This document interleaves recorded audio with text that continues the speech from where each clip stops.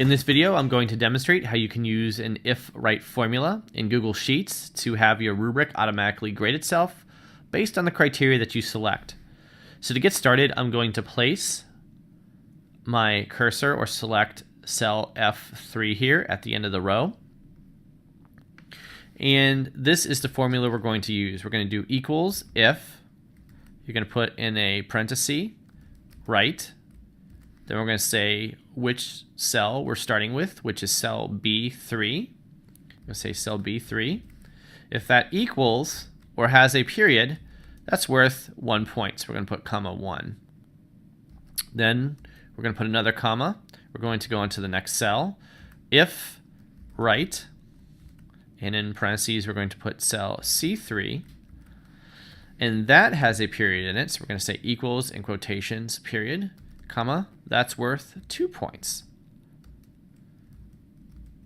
Now we're going to move on to the next cell, if right.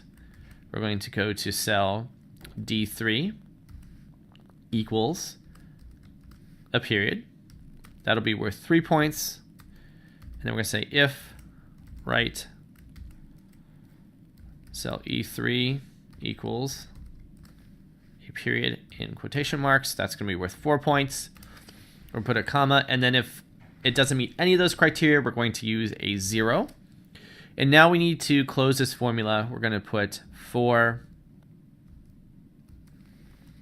parentheses at the end to close it. So depending on how many cells, so we've got cell B3, C3, D3, and E3, that indicates how many parentheses I need at the end, and now I'm going to hit return.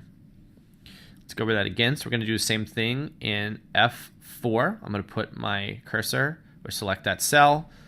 We're going to start with equals if, right? And this time we're going to do cell B4 equals a period. Again, that's worth 1 point. If, right?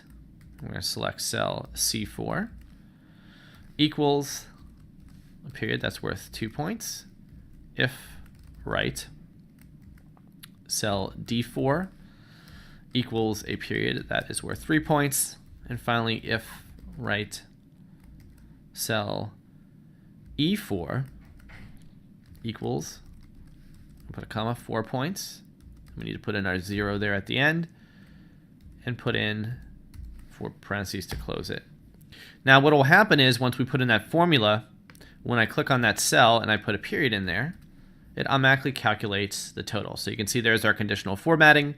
It highlights that criteria in our rubric, and we get 1 point.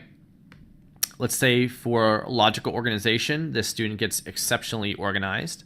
We just put a period in there and hit return, and now that calculates 4 points. So using that formula makes it very easy for you to go through and mark the rubric and then have it automatically calculate what the grade will be for each of these sections with that formula.